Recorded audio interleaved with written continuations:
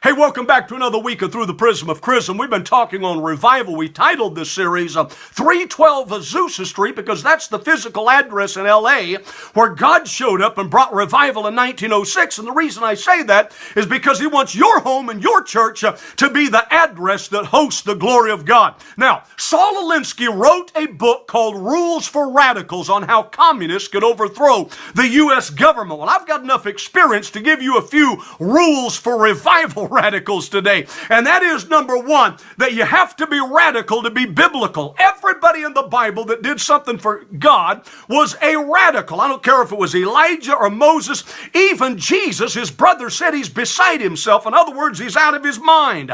Christ selected two apostles, James and John, and nicknamed them sons of thunder. Now, the word is Boanerges, Benai in Hebrew, which means sons, and then Rajes, we get the word rage from that. In other words, they were sons of rage. They were the rage. Now, radical comes from our word radius. So it means someone that's out on the radius or someone out on the fringe. A similar word would be eccentric. X, out from, and centric, out from the center. In other words, out on the edge. We have too many people today that are trying to be centrists and moderates when they need to be eccentrics because you have to be radical to be biblical. Number two, Tommy Tenney had a movement called God Chasers. Can I clue you in on something? God Chasers chase God. We have too many people that are on the chase. They're chasing money, chasing Hollywood, chasing fame, chasing girls, chasing gold, chasing glory, and not chasing God. David said in Psalm 63 and verse 8, "My soul follows hard after thee." And listen, Elisha would not get off Elijah's path because he wanted Elijah's power. You have to chase after the Lord. And then number three, the seeking it takes to find Him is the seeking it will take to keep Him. In Hebrews it says God is a rewarder of them that diligently seek Him, not haphazardly or half-heartedly seek Him. Now listen, Jeremiah 23 and verse 13, "You shall seek me and you shall find me when you shall search for me with all of your heart."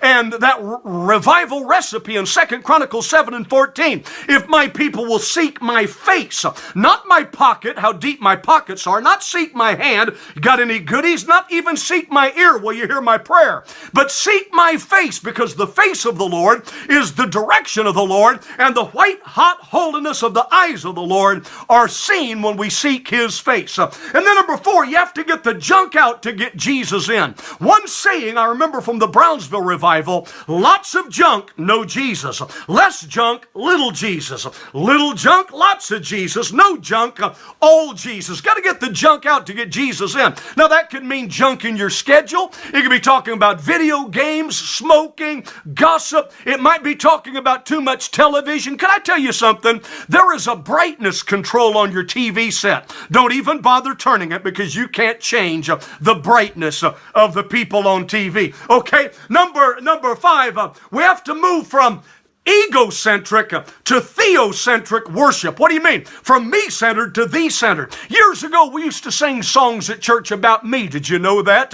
I'll fly away, oh glory. I feel like traveling on. I shall not be moved. Those are all I-oriented. I is the middle letter of sin, the middle letter of pride. Listen, the songs today move from I, and instead we sing, "It's all about you. It's all about you, Jesus." From egocentric to theocentric. And then a sixth point, let me close here. You may have to do something ridiculous to get something miraculous. I'm giving you rules for radicals. March 7 times around the walls of Jericho, that's ridiculous. Spit into a lump of clay and stick it on the guy's eyes and say, "Go to the pool of Siloam and wash," that's ridiculous. Speak into an open mouth of a sarcophagus and say, "Lazarus, come forth," that's ridiculous. But almost every situation they had to do something ridiculous to get something miraculous. Do you want a miracle? Do you want revival? Then be willing to obey the rules of revival. I hope you're enjoying this series. Like if you like, share this with a friend, share it with your pastor, and let's experience a move of God. We'll see you tomorrow.